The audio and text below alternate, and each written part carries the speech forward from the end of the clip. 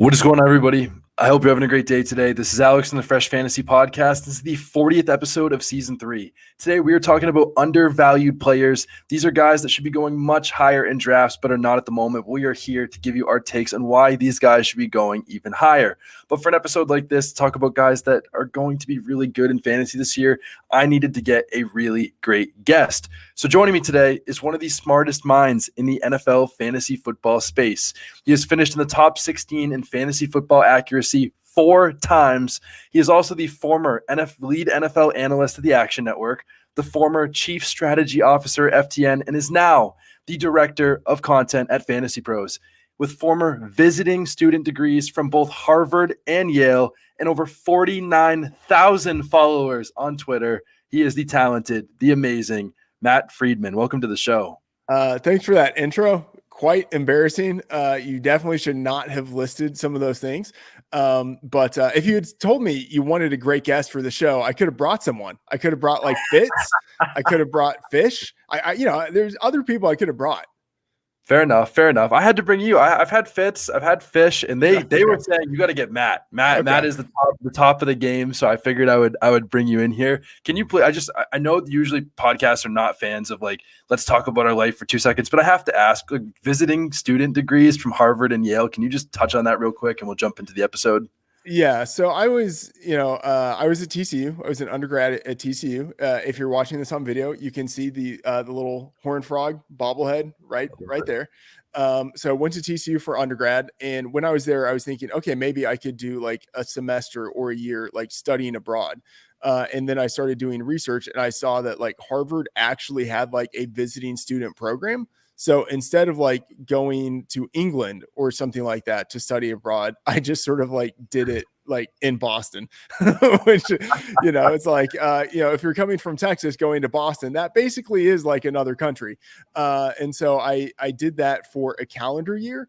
And then I was like, okay, like I have the spring and then the fall semesters here, but what am I going to do for the summer? And it didn't like really like line up for me to do like the classes that I wanted at Harvard. And so I saw that there was like a summer thing that I could do at Yale. So I was like, I don't know, like I'm like 4 hours away. Let's just see if this works. Cause there were Shakespeare courses there that I wanted to take. Now I'm just getting super nerdy. Wow. But so I took some Shakespeare courses there during the summer because that's what I was thinking I might want to do for grad school. So anyway, that's kind of the story of how it happened. It's not like I graduated from Harvard or Yale or anything like that. I just like happened to be there for a year. That's pretty cool. Well, hopefully thou classes will translate into your fantasy football knowledge today. Sorry, people, I had to. But nonetheless, I'm excited to talk about these undervalued players. I mean, this is the peak of draft season right now. There are a lot of players that are excited. We both have 5 names on our list today. With your flag plant at the end, we will start from 5. We will count down to our biggest, most undervalued player in fantasy football right now. Matt, you are the guest. We will start with you today. Who is your number 5 undervalued player? All right. So at FantasyPros, we have a tool that's called the dissenting opinions tool. And so it allows users to see where experts in their rankings deviate from the consensus. So you can see where rankers are high or low. And so all the players I'm talking about are players who stand out in that tool when I look to compare myself to the experts on the platform. And the first guy who stands out to me when I was looking at this was David Njoku. He's number 130 in the consensus rankings. I have him at number 94 overall. This offseason, the Browns traded away Austin Hooper, so the path has been cleared to massive playing time for Njoku. And that's always been the question with him. Like, is he going to get the playing time he needs to put up stats? And I have a piece of FantasyPros that looks at all the position battles for each team based on how players have been used in the preseason. And in week 1, Njoku played 100% of the first team snaps, and then the team rested him in week 2. That's perfect. That's exactly what you would want to see. Like it signals that he is totally a locked-in starter. He looks very much like a full-time player because we know he's dynamic as a receiver, and he has steadily improved as a blocker over the past 5 years. And outside of Amari Cooper, there's really no one on the Browns who's established enough to prevent Njoku from getting the first crack to be the like legitimate number 2 receiver on the team. They run a ton of 2 tight end sets, so that gives Njoku a great chance to be on the field every down and to have a high volume workload. So last year he had 9 yards per target. In week 13, he gets Deshaun Watson, who will be the best quarterback he's ever had in his career. If you miss out on one of the top 3 tight ends, Njoku is a guy I like to get later in the drafts. Wow. I think I feel like I'm listening to my own show, listening to that, because my strategy, unfortunately, is exactly the same. Where if I'm not getting Pitts, Andrews, or Kelsey, I'm usually punting on the tight end position and trying to grab Njoku or Cole Kmet. I think Njoku is that perfect guy that's going to rise up the tight end board this year, that is being undrafted in a lot of leagues right now. I mean, Jacoby Brissett, since he came into the league, has targeted tight ends at a top 5 rate. The biggest thing holding Njoku back the last couple of years is that he's only had around like a 60% snap rate with both Austin Hooper and Harrison Bryant there. Austin Hooper is now gone. Njoku's played 100% of the snaps with the first team starters that go with the top 5 targeted tight end rate for Jacoby Brissett, and then he will have Deshaun Watson when Watson ends up coming back. So I think all signs are pointing up for David Njoku. I really like him. The first guy on my list is not my favorite player, but a guy that I've definitely started to really warm up to, as the season gone on, and it's Christian Kirk. He finishes the wide receiver 26 last year. He's now the clear wide receiver 1 in the Jaguars. He's being paid almost $20 million per year, whether that is justified or not. That is not up to me to decide, but his offense is going to be much better this season than it was last season in the Jaguars. He has a lot less target competition than he did when he was on the Cardinals. He's not, trying to siphon away targets from someone like DeAndre Hopkins anymore. And Kirk is still going right around the wide receiver 40 range in drafts right now. It's crazy to me when you get a number 1 option. What this offense is going to look like, we're not totally sure, but it should be better than last year. But again, Kirk is another one option with a lot of potential this year. So are you feeling Christian Kirk, or are you just not drafting a lot of these guys in those not as great offenses? I wasn't feeling Christian Kirk until we saw him in week 2 of the preseason. So he rested in week 1. In week 2, he really flashed. He ran 22 routes and had 8 targets. And that's like elite kind of usage. And 22 routes on 24 dropbacks for Trevor Lawrence. So like he was out there every down. He's the clear number 1 receiver. With that kind of usage, I did, before we recorded the show, I did update my rankings, and I did boost Christian Kirk up a few spots in the wide receiver group. So he's someone I haven't been looking at to this point, but based on how he was used in week 2, I might be looking to add a little bit of exposure to him. Exactly. And again, he's not my favorite player, but another guy that I have not talked about on my show personally a little bit. And after seeing that preseason usage, it's pretty exciting. We've also heard reports out of camp that he's been the most targeted player in Jaguars camp. That has shown true in the first couple preseason games. So definitely going to increase my exposure. I'm not, going to be buying a Christian Kirk jersey anytime soon, but definitely someone that I'll be having a little bit more exposure to in my drafts. Matt, we will go back to you for your number 4 undervalued player as we were counting down number 1. The floor is yours. All right, I like Drake London. He's my number 4. He's 89 in the expert consensus rankings. I have him at 58. I just, in general, like targeting rookies when I'm looking for upside. And with the veterans, you have a pretty good sense of who they are and what they're going to do. Like, we know the range of outcomes for them. With the rookies, a lot more is unknown. And so I think they tend to have more upside. And that's what I see in London. He's like precisely the kind of rookie receiver that I want to take a chance on. He's big, 6'4", 219 pounds. He's young. Turned 21 years old in July. He's entering the NFL early, played just 3 seasons at USC. He's got elite draft capital, top 10 pick number 8 overall in the NFL draft. He was a highly recruited player entering college. So he's got that strong prior, and he had strong college production, over 1,000 yards, 7 touchdowns in 8 games in his final season. Like he feels, when you put all of that together and you put it in a spreadsheet, he feels a little bit like the next Mike Evans, or like a light Larry Fitzgerald. Like, those guys had those general attributes. And so who knows if he hits that ceiling? Who knows if he does it this year? But I'm going to want to take a chance on guys who have that type of profile immediately when they enter the league, because like the 3rd-year breakout, that's not really a thing. Like, when these guys enter the league, they do it in years 1 or 2. And so I want to take shots on him now while I think he's undervalued. I can't wait to tweet after the show that Matthew Freedman thinks that Drake London is a combination of Larry Fitzgerald and Mike Evans. Just put it out there. for the people. Let them go right at your mentions. Obviously, I'm kidding. But I like Drake London. I mean, a rookie wide receiver's finished top 24 in 9 straight years now. He has almost zero competition for targets outside Kyle Pitts. I like Marcus Mariota better than most people seem to right now. And their offense has like 51% of their targets up for grabs from last year. I know vacated targets not the most predictive stat, but that's a lot of volume that is open. Not a lot of competition for that volume. So I'm definitely excited about that for Drake London. But my guy that I'm really excited about that I just didn't get it at the beginning of the season, but I feel like now my eyes have been opened and I'm really in on this guy, and it's James Cook. James Cook, I pulled this directly from Sportsline. Shout out to Jacob Gibbs of Sportsline. Puts out some absolutely amazing work. Go make sure to check him out. But the main thing with James Cook is his pass catching. I mean, Devin Singletary last year had a 52% route involvement rate in 2021, 49% rate in 2020.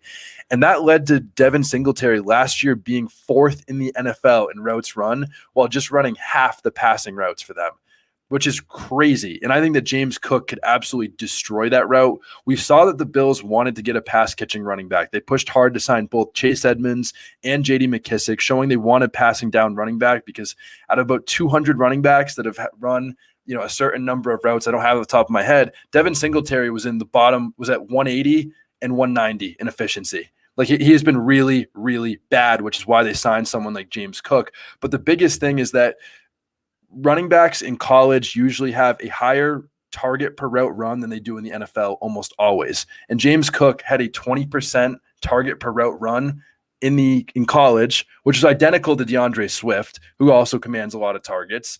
James Cook has been elite as a pass catcher. And we've seen DeAndre Swift get over a 24% target on each of those routes. So hold on, just bear with me. So if he gets, let's say he gets that 20% rate, right? If he gets 20% of the targets, every time that he's running a route, and they run about 700 routes like they did last year, and he gets about 50% like Singletary was last year, that would be 70 targets. If he just gets what he did in college, and he just gets half the passing routes for the Buffalo Bills this year when they wanted a pass-catching running back, that would be 70 targets if he continues that. He would get 80 targets if he gets targeted on 23% of his routes. So when you can get a guy that late in drafts that could be the number 1 running back for one of the highest scoring offenses in the entire league, and a guy that could also command a lot of target volume, that's the exact guy I want to target in my draft. I know there's a lot there for everybody. Matt, I'll let you try to bring us back to earth a little bit with all that. Are you in or out on James Cook? Yeah, I love it. I've been on Cook for a lot of the reasons that you mentioned there, and some of it ties in with what I mentioned earlier about rookies. They have this upside of the unknown, and I think that's what you have with Cook, because there's a pretty decent chance that he comes in very early this year and is the locked in third down back, like the pass catching back within this offense. But there's also a chance, maybe slight chance, but there's a chance that he actually becomes like the full blown lead back on this team, right? Like, because he was drafted in the 2nd round. He was highly recruited. He was productive in college. Like, there's a chance at some point he just takes over for Devin Singletary and is like the lead guy. And if that happens, like, he's probably a league winner for you. Like, at least helps you, like, monstrously helps you get into the playoffs. And that's like the best case scenario. But even if he doesn't hit the best case scenario, he's got a really high floor because of the receiving ability. So absolutely, I'm with you. I love him. Exactly. And for the people that just went to sleep while I'm talking about the targets thing, it just comes down to 3 things. And it's just that he's a pass catching running back. Devin Singletary last year was 4th in the NFL in routes run. James Cook should take over that role. This team throws as much as anybody. They have as fast of a pace as anybody, and they score as much as anybody. And we're in an ambiguous backfield. Shout out to JJ Zacharyson for really coining that. And these are the exact guys that you want to target in that kind of offense. I'm smashing James Cook every single day. Matt, we will go back to you for your number 3 undervalued player. Okay. I gotta say, I feel like I have a lot to follow the James Cook, because that was really good. Mine is out there. All right. Number 3, Julio Jones. But before you just turn off the podcast, all right, just give me a chance to explain why this is such a bad pick here. To go into the depths of how off the board I am here. Julio is 153 in the expert consensus. I am at 97. So I am aggressively ranking him high. I'm probably too high, but I just can't help myself. Like, we all know that Julio is a great player, right? Or has been a great player to this point, Hall of Famer. what a lot of people don't seem to realize is that even though he missed a significant time over the past 2 years, when he was on the field, he was actually still a really good player. He had an elite mark of 10.4 yards per target.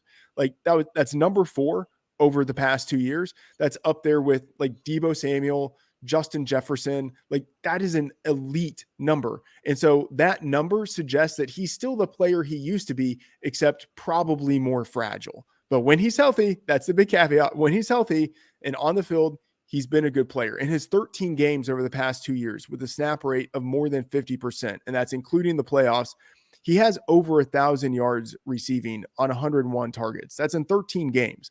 Wow. Right now, I think that means that he's probably still the same player. Again, it's the caveat, probably more fragile. He's 33 years old, but with the Buccaneers, I think he, like Antonio Brown in previous years, he won't have the pressure of needing to play every snap. He has a better chance of staying healthy because he won't be out there every snap.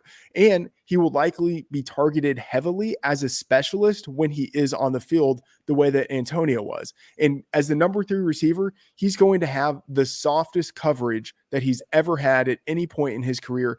And he will have the best quarterback that he's ever had in Tom Brady. So like you put that together, the stars are aligned. And as long as just one thing happens, only one thing happens, if he stays healthy, he should crush his ADP. Now, if he were, going, let's say in the 4th round, then I would say, all right, it's ridiculous. You can't take him that high, but he's not going that early. Like you're not having to spend a premium pick on a guy who's been a premium producer.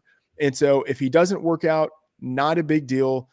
He's not a top 3 receiver for you anyway. But if he works out, I think he works out in a massive way. So it's a little bit of a bold take, but really, like, given the production he has for his career, given the circumstances, and given when healthy for the last 2 years, he's been so productive, I don't think this is really all that bold of a take. Yeah, well, you would agree that targets are pretty valuable in this Bucs offense, especially with all the coverage taken off of them, right? Is that a fair thing? Yeah. I mean, yeah. It gets crazy here. So I actually just did the numbers while you were talking about that. Julio Jones, in the worst year of his career last year, had a 16% target share. If you take that times the Bucs' 44 pass attempts per game last year, that's 120 targets off the rip. And he could command a higher target share. Yeah. So even if he probably gets at minimum, if he stays healthy, 120 targets from Tom Brady and an offense where, Mike Evans and Chris Godwin are taking away targets. One thing I saw that was interesting that I think it was a beat reporter that noted the other day was that how they're going to use Julio. And if they want to use Julio similar to Gronk. And like Julio, we know, is not a guy that scores a lot of touchdowns in those previous offenses. So if all of a sudden Julio Jones is a red zone weapon, like I feel like we just had the same conversation for the last 2 years about Antonio Brown while he was underrated. Again, Julio's a different player, different skill set. But again, it's still Julio Jones playing in this offense with Tom Brady. Like, I'm with you. I hate to agree so hardly on your pick, both your picks so far, but I just absolutely love Julio Jones. But a guy that I might even love anymore that is obviously a very popular breakout target at this point, but it's Cortland Sutton. I mean, he's been Russell Wilson's go-to guy in camp. Cortland Sutton has a career 38% end zone target share. Does that mean he's going to keep it up this year? Probably not.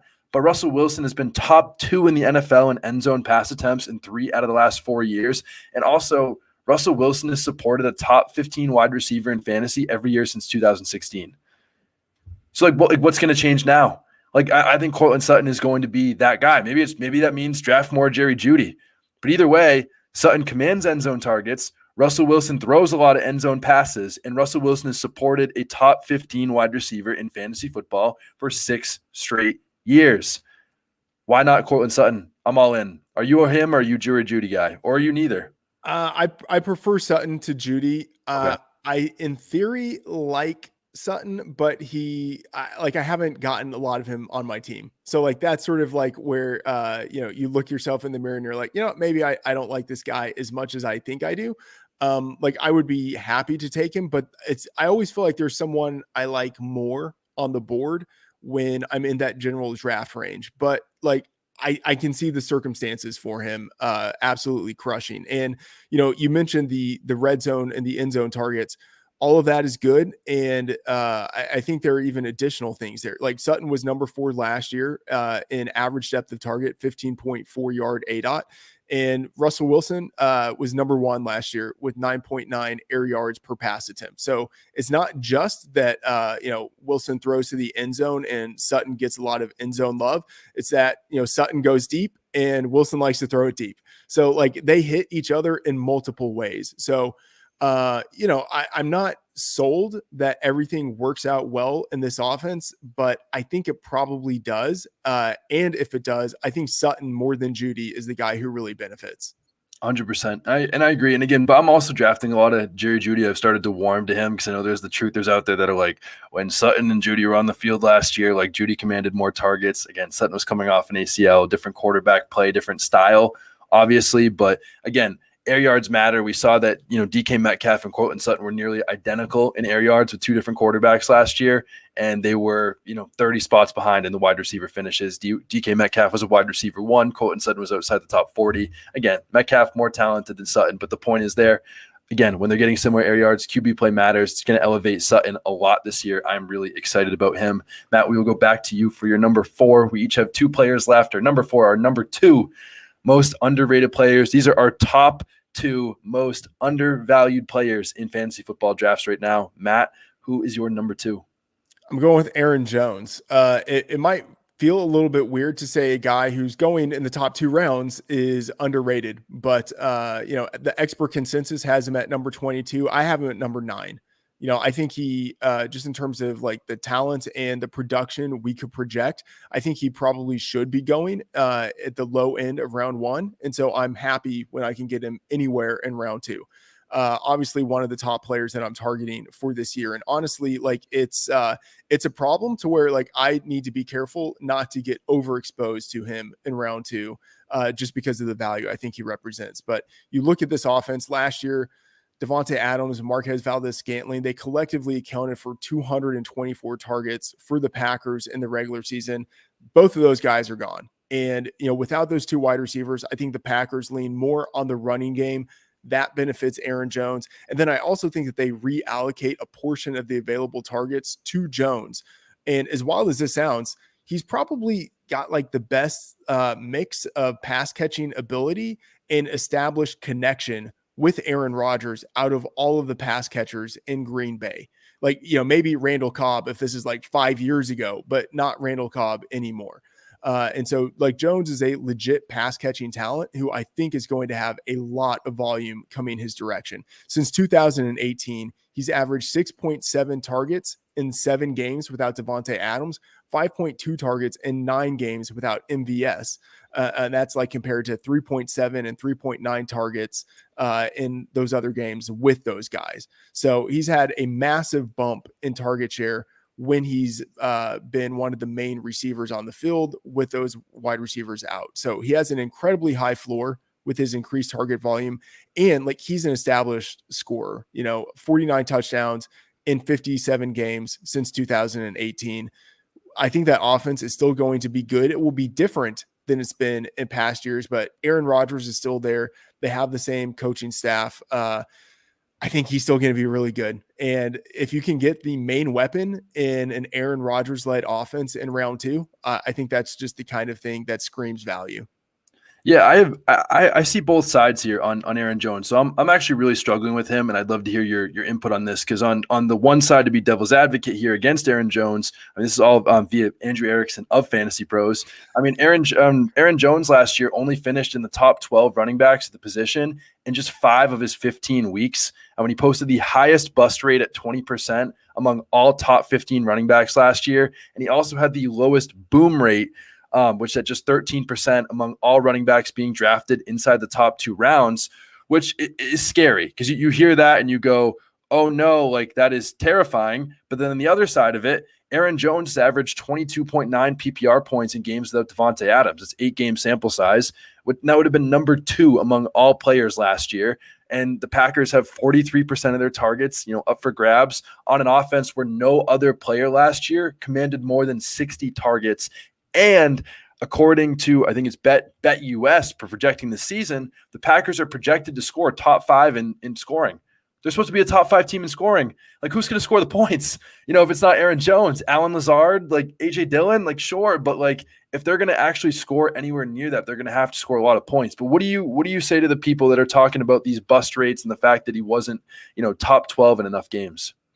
Well, I mean, I would say that what happened last year isn't as predictive as it would normally be, given the drastic change in offense. Yeah. So, you take Devontae Adams out of the offense and MVS, it's a totally different offense. So, like, what we know is that Aaron Jones has been good over the past 4 years. Like, we know that we've seen the record of production, and we have a sense for how he can be used.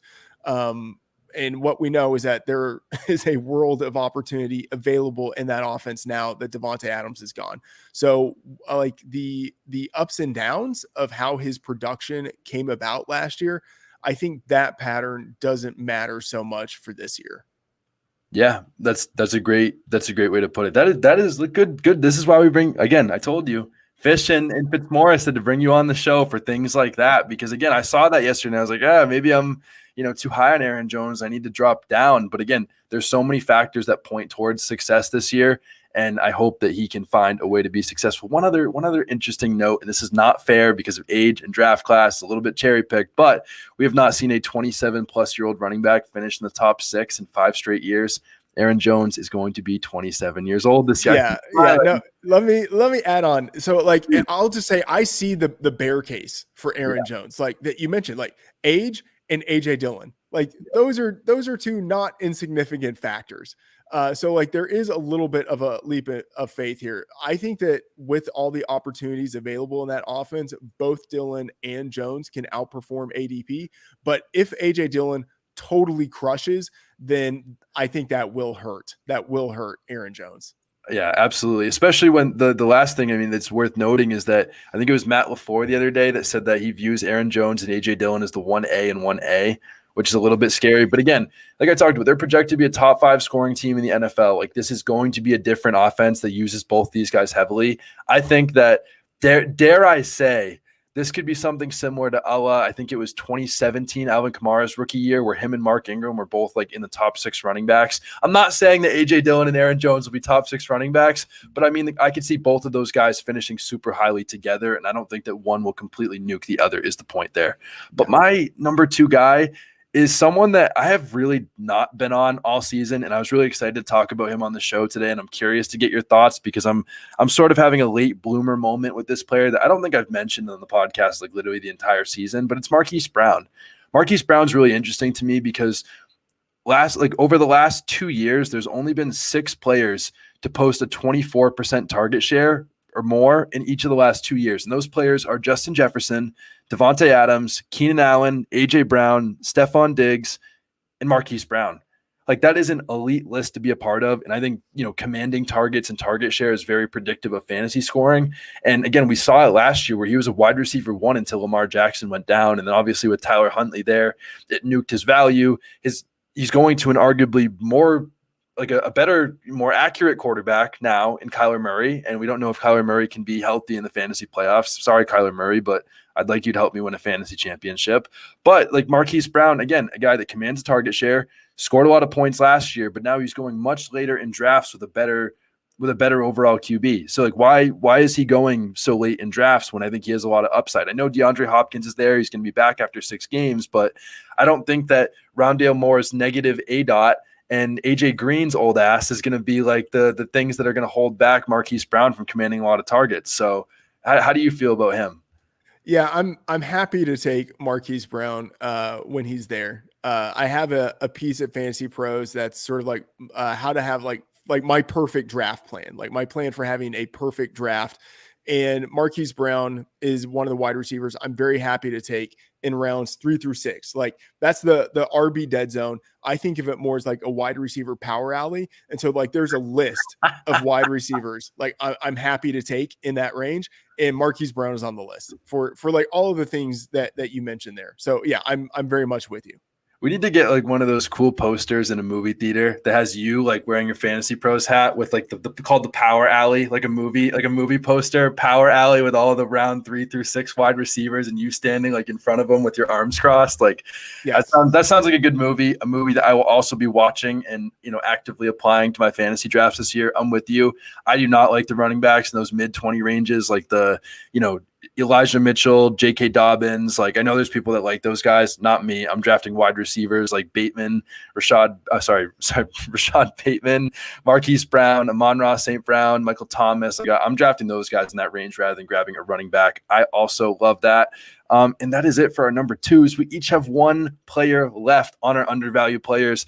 I cannot wait to give my player, but for first, we have yours. Who is your number one most undervalued player in fantasy football drafts right now? I feel like this is a little obvious, kind of anticlimactic, but I'm going with Trey Lance. He's 93 in the expert consensus. I have him at number 70. He's the quarterback I'm targeting after the first 6 go off the board. And so in the past 5 years, I've had these quarterbacks that I'm just sort of like, okay, this is the guy that I like later in the drafts. Like Mahomes in 2018, Lamar Jackson in 2019, Josh Allen in 2020, Jalen Hurts in 2021. Trey Lance is the guy for me this year. Like he's the one that I'm just like, okay, this is the guy that I want.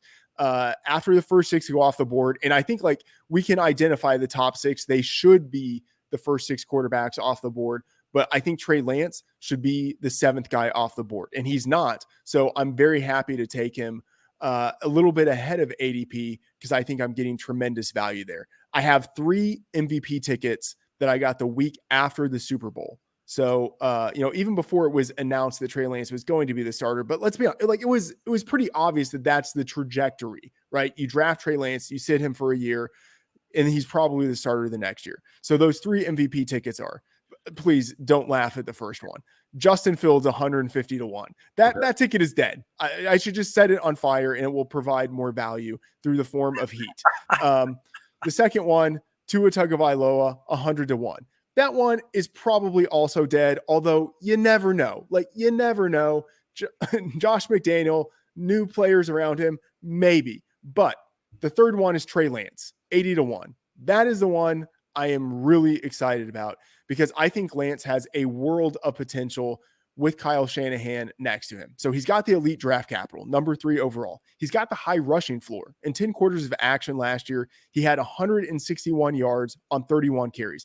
He's got the really strong arm, like obviously stronger than Jimmy Garoppolo. He can make all of the throws. He has one of the best offensive play callers in the league with Kyle Shanahan, who made Garoppolo look great. Like maybe you're one of the few people who's related to Jimmy Garoppolo and thinks that he actually is an elite NFL quarterback. But if you're not one of those people, you have to look at what Garoppolo's done. Over the past 5 years, number 5 in the league in composite expected points added and completion percentage over expectations. The guys that he's behind, Patrick Mahomes, Drew Brees, Deshaun Watson, Aaron Rodgers. Like that's an elite list. And over the past 5 years, Shanahan has made Garoppolo look pretty close to an elite quarterback based on that one metric. Now, if Shanahan can facilitate that for Garoppolo, he could make Trey Lance look like an MVP. Like he could make him look like Steve McNair. And that's like going way back in the day. But like that's the comp, I think, for Lance. Like a guy with a big arm and running ability taken really high in the draft from a small school, a guy who's raw and needs some time on the bench before starting. I think that's what we have this year. We have Lance doing sort of like a Steve McNair impersonation. And he's got the playmakers around him to help him do it. Debo, Ayuk, Kittle, all 3 of those guys are among the best in the league as after the catch receivers. And so if Shanahan can scheme easy completions for Lance, and we know he can do it because he did it for Garoppolo, if he can scheme those easy completions, then those 3 guys could really help juice Lance's overall numbers and help him break out in a big way. So I am all over Lance. And then the best part is like his position.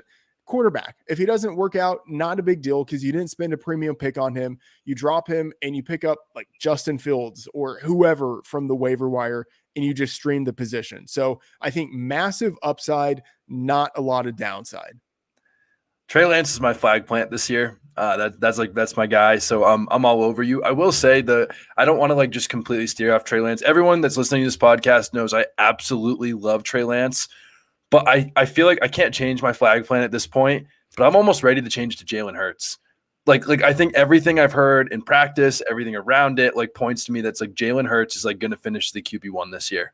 Please mark that. Put it on Cold Takes Exposed after he like gets benched for like Nate Sudfeld like 5 weeks into the season. But I absolutely love Trey Lance. I'm all over him. I don't need to add anything more. But the biggest takeaway I have from this podcast is that Matt Freedman feels that Justin Fields will be the MVP and Drake London is a mix between Mike Evans and Larry Fitzgerald.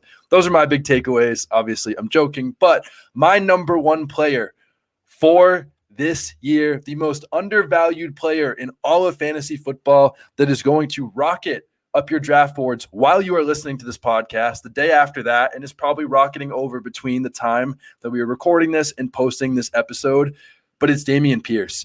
He should be your number one must-draft candidate on every single fantasy draft you're doing where he's going right now in drafts. I mean, he broke a tackle at the second highest rate of any running back in the draft. I think it's a super predictive stat of really good running backs. Reports have said that he's going to see 15 to 20 touches per game, and that Marlon Mack and Rex Burkhead have been largely unimpressive. This offense is continuing to improve. Their offensive line is improving. And Damien Pierce is the only 3-down workhorse potentially that you can get outside the top 30 running backs right now. That is a guy I want to be targeting. If you don't like him, look at his 60 seconds of preseason highlights, and hopefully that'll convince you if this doesn't as well. But at price right now, the fact that you can get a 3-down running back potentially on an offense that is improving with an improved offensive line and that you could see a large volume of touches, that is the exact guy I want to be taking in every single fantasy football draft. And if you take him right now where he's going in round 9 or 10, he doesn't work out, oh well. But the potential there is like he could be what James Robinson was a couple years ago, where he sees 3-down work. He sees all the snaps because Marlon Mack and Rex Burkhead are not that scary. And then all of a sudden he is a top 20 running back for the season. My number one must draft candidate. Matt, we've had a great show. You have some crazy takes, obviously, about Fields and Drake London, but please tell me you do not disagree about Damian Pierce. Yeah, I don't disagree. I think the James Robinson comparison is a good one because Robinson was a good producer on a really bad team. And if it works out for Damian Pierce, that's probably how it's going to happen, where he does beat out Marlon Mack and Rex Burkhead because, Mack, his energy has just been sapped since the Achilles injury he had a couple of years ago. And Rex Burkhead, he's been a talented all around player, but he's old, Pierce should beat out these guys. And, you mentioned his preseason highlights. He looked awesome in week 1. And then the team didn't play him at all in week 2, which is like a super sign. And they did play Mack and Burkhead. So it means that the team doesn't need to evaluate Pierce anymore. They know that they like him and they don't want to risk him getting injured in the preseason because they know that he's an important part of their offense for week 1. So he's someone that I am sure is moving up draft boards. And hopefully, if you're playing in your friends and family leagues, a lot of people won't have an idea of who he is because they won't see him in the preseason and he's a rookie. So hopefully he can still be discounted in those leagues. And you can get him, he provides great value. Yeah, absolutely. When Grandpa passes over Damian Pierce, I'm ready to hit that draft button and just absolutely destroy his Twitter mentions that I got him and he didn't. I'm with you. Damian Pierce, the number one must draft candidate for myself. And that really is it. But we still have one question, the most important question of this entire podcast episodes. Matt, it's up to you. What is your 2022 flag plant, your boldest prediction that you believe in? The floor is yours. Okay. I've got two. One is more wild and one is more realistic. Let's go with the realistic one first, then give us your wild one. Okay. The realistic one, which I'll say it and you'll be like, this is the realistic one. Juju Smith-Schuster is going to rebound from the catastrophe of the past 3 seasons, and he's going to have 1,000 yards and 10 touchdowns receiving. To put some context on those statistics, 6 players did that last year: Devontae Adams, Jamar Chase, Stephon Diggs, Mike Evans, Justin Jefferson, and Cooper Kupp. Elite guys hit that mark. I think Juju's still a good player. There's a potential that he is still elite. And even if he's not, I'll just say he's not. There's like a 1% chance that he's elite, 99% chance he's not elite. But even if he's not elite, he still has a very good chance to be the number one wide receiver for the best quarterback in the league. And, as great as some of these other quarterbacks are, I still say that Patrick Mahomes is the best quarterback in the league. Now, Juju, obviously, he underperformed the past 3 years. Some of that was because of injuries. A lot of it, I think, was because he was playing with Ben Roethlisberger and he was pushed into the slot. But in his first 2 seasons, he had 2,343 yards receiving. That's number 4 all time on the receiving list, for guys before the age of 23. So, behind only Justin Jefferson, Randy Moss, Josh Gordon, right? Like elite young producers. He turns 26 in November, so he's still young.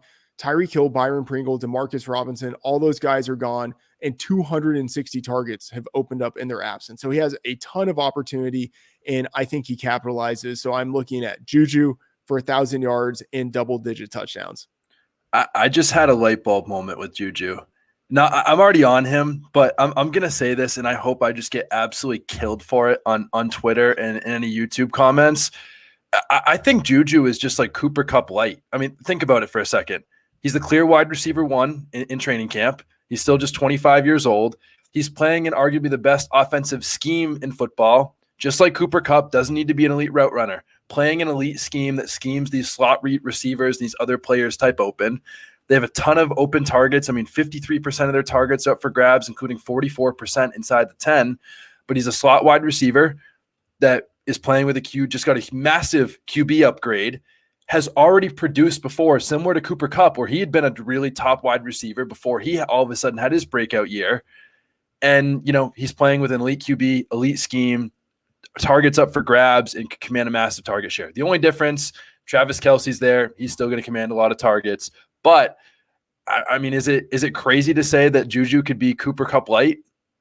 No, I don't think it is crazy. I mean, it's crazy, but it's not that outside of the realm of possibility. Like it could happen. And that's all I'm trying to say is that it could happen. Maybe that's just out there, but that thought came to mind, similar parallels. But what is your main wild, unbelievable type flag plant? Okay. I mean, you both did. I don't know if it's that wild. Maybe it's not even more wild than Juju, but I think it is. This has to do with DJ Moore. I say he leads the league in receiving yardage. And I'm looking at the Betting Pros odds page right now, and he's 35-1 at Caesars to do that. I think, look at all the great receivers in the league right now. A ton of talent. Like I would say this is a wide receiver renaissance that we are enjoying in the NFL right now. Only one receiver in the past 3 years has had 1,200 yards from scrimmage in each of the past 3 seasons. And that's DJ Moore, who has toiled in obscurity for years in Carolina. But here's the thing, as sad as this is to say, he now has the best quarterback of his career with Baker Mayfield. That says more about the horrible talent at quarterback that he's had throwing to him.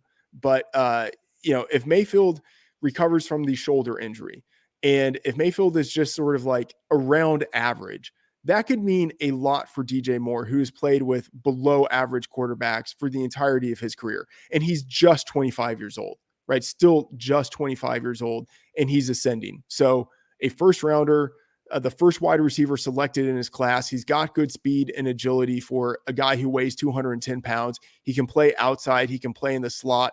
I mean, it's wild to say that a guy with 1,200 yards each of the past 3 years has room to break out even more. But I think that is the case with DJ Moore, considering everything that was attached to him entering the league, like all of the good things in his prospect profile, everything he's done in the NFL, and where he is in his career trajectory. Like, he is still improving as a player. So I think he has a 1,500 yard season in him. And I think this could be the year that we see it. So I don't know if this is like that wild, because I think DJ Moore's like a top 5, top 8 wide receiver talent, but I don't think anyone thinks of him as having a realistic shot of leading the league in receiving yardage. I love that take. I don't think there's a lot of people that agree with it. I think that is that's pretty crazy for more people. And I think most would probably agree that the Juju thing is probably more likely to happen than the DJ Moore thing. So again, leading the league in receiving yards at 35-1 odds. I mean, that's a pretty hot take, but I'm all on board. Is Baker the guy to do it? That remains to be seen, obviously. But I think if anyone is going to do it, of the quarterbacks that he has played with, right. I think it's Baker. It's not Will Grier. It's not like the ghost of Jimmy Clausen that he never played with. Like it's probably Baker, for what that is. So I like that Baker's the best quarterback of his career. Is that really great? That will remain to be seen. But I think also Baker's, had some really tough coaches. Maybe Baker has something left in him, with a better coaching staff that still really isn't that great with Matt Rule. So we will see, but I love the DJ Moore take. I think that is fantastic, but it's also been a fantastic episode with you today, Matt. It's been an absolute pleasure having you on the podcast today. But like I mentioned before, where can people find all your amazing work and all the stuff that you're doing? I mean, where can people see the mind of someone that has visiting degrees at both Harvard and Yale? Where can people find you and all the amazing work that you're doing? You can follow me on Twitter. I don't do much on there. I'm no Alex Caruso on Twitter. That is for sure. You're crushing it with the Twitter game there, but you can follow me on Twitter at Matt F the Oracle. And I publish my work and do podcasts and videos for FantasyPros and Betting Pros. Fantastic company. Thrilled to be there. Honestly, the best job I've ever had. So very much looking forward to the NFL season and, looking forward to seeing the whole team crush it there. I love it. I love having you on the podcast today. It's been such a blast. All I want to do is get that movie poster of the Power Alley and then have all your quotes about all these players from today, the DJ Moore, Juju, Fields MVP, Drake London mix of Evans and Larry Fitzgerald. I just want to put that in all the quotes about the reviews of the movie around you and the Power Alley guys. But it's been a fantastic episode having you on today. Thanks. And for the listeners, we appreciate you listening along with us. Always great talking fantasy football, especially at this time of year when it is nonstop draft season each and every single day. That is the best time of year for fantasy football players. But as always, you guys already know, please leave a review. You guys already know what to do, and I hope you all have a great rest of your day.